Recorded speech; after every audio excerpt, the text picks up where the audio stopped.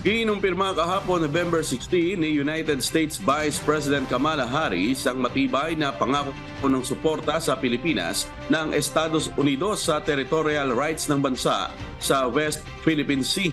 Ayon sa White House, nilinaw ni Harris ang pangako ng US sa kanyang pagpupulong kay Pangulong Ferdinand Bongbong Marcos Jr. na maninindigan ng magkatabi ang dalawang bansa sa pagtatanggol sa sovereign rights at jurisdiksyon ng Pilipinas sa nasabing karagatan. Binigyang din ni VP Harris ang parehong layunin ng Pilipinas at United States na palawakin at modernisahin ang alyansa. Bukod dito, binanggit din ito ang pangako ng Estados Unidos sa depensa sa ilalim ng Article 4 ng 1951 US-Philippines Mutual Defense Treaty.